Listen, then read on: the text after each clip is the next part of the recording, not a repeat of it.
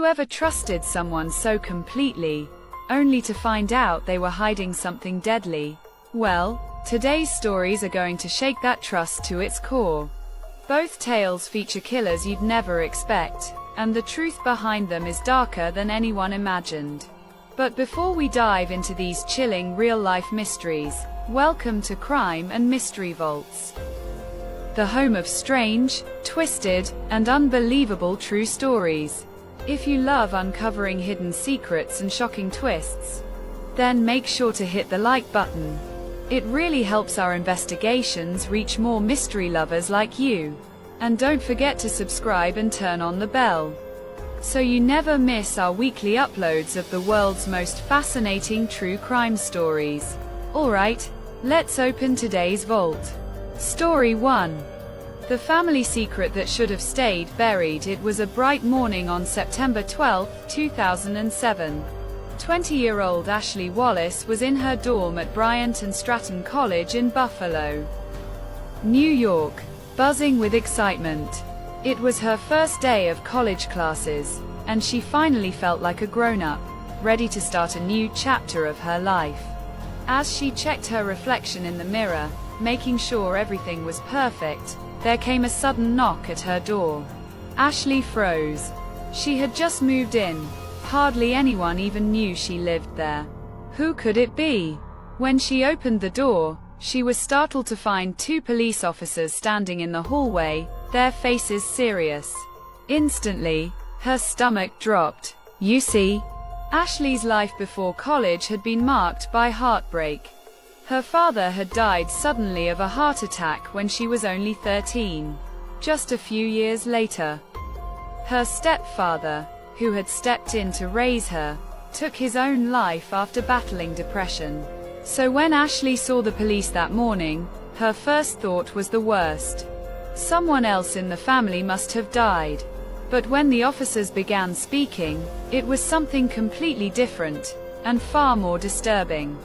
They told Ashley they were investigating her biological father's death, which had happened 7 years earlier. And then came the bombshell: his death may not have been from natural causes. They had exhumed his body, and evidence suggested he had been murdered. Ashley sat frozen as the officers began asking question after question, not to comfort her, but to interrogate her.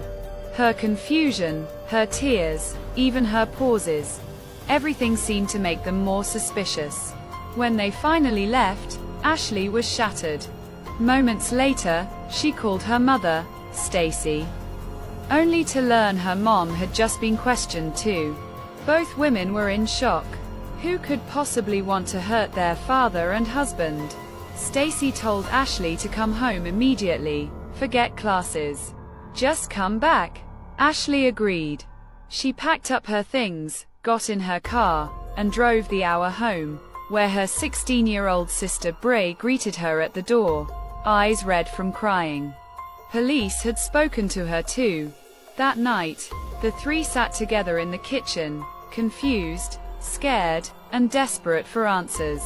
Eventually, Stacy poured herself and Ashley a drink to calm the nerves, while Bree had something non-alcoholic. They stayed up talking and crying, trying to make sense of the madness. But by the next morning, Ashley felt awful, far worse than any hangover she'd ever had. Her head throbbed, her body felt weak, but she told herself it was just stress. So she went back to college anyway, trying to push through the fog. By the evening, she actually felt a little better. She decided to drive back home again that night to spend more time with her family. Once again, she and her mother shared drinks in the kitchen. Once again, it felt like they were finding comfort in each other. The next morning, Ashley woke up in a hospital. She had no memory of how she got there, only that two police officers were now standing by her bed, explaining that her mother had found her unresponsive and called 911 just in time. Her organs were starting to fail. She had nearly died. But before she could ask what happened, one of the officers handed her a note, a confession letter. It claimed responsibility for killing her biological father and her stepfather, and said the writer couldn't live with the guilt anymore. At the bottom, it was signed, Ashley Wallace. But Ashley hadn't written it. Her mother, Stacy, had. Investigators would later confirm the horrifying truth. Stacy had poisoned both of her husbands with antifreeze, making their deaths look natural. And when suspicion turned toward her, she tried to frame her own daughter by poisoning her drinks and forging a suicide note. Luckily, Ashley survived, barely. Her mother was arrested and later convicted of 2 counts of murder and the attempted murder of her daughter.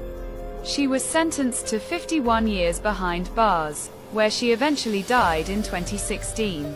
Sometimes, evil wears a familiar face. If you're still here, take a moment to hit that like button for Ashley's strength.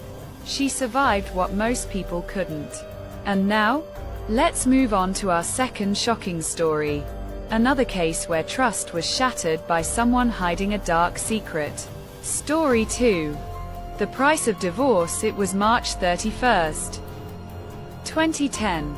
Just another afternoon at a Hooters restaurant in York, Pennsylvania. At one corner table sat a retired eye doctor named John Schmier, surrounded by his close group of friends. They jokingly called themselves the Orange Shorts Society, a playful nod to the restaurant's famous uniform. The men met a few times a month to unwind, eat wings, and talk about life. But there was one topic that always came up when John was around: his ex-wife, Monica. They'd been married for 20 years, divorced for 7. But Monica still had a firm grip on his life through alimony payments. The issue wasn't the money, it was how she demanded it. She refused to open a bank account, forcing John to withdraw cash each week, stuff it into an envelope, and drive to her house to hand-deliver it. Every single week. John was convinced she did it out of spite, to make him miserable. That same afternoon, as John vented to his friends about Monica once again, police sirens were racing across town, straight to Monica's house. A 911 call had come from her number. But no one spoke on the line. When officers arrived, they found the door unlocked and Monica lying dead on the floor, a gunshot wound to her head. Near her body was her phone, a spent .32 caliber shell casing, and oddly enough, envelopes filled with cash scattered around the house. It didn't look like a robbery. Nothing was stolen. No sign of forced entry. Whoever did this, Monica had probably let them in. Later that evening, detectives arrived at John's house to ask him some questions. When he opened the door, he looked shocked to see them, but not exactly surprised by what they had to say.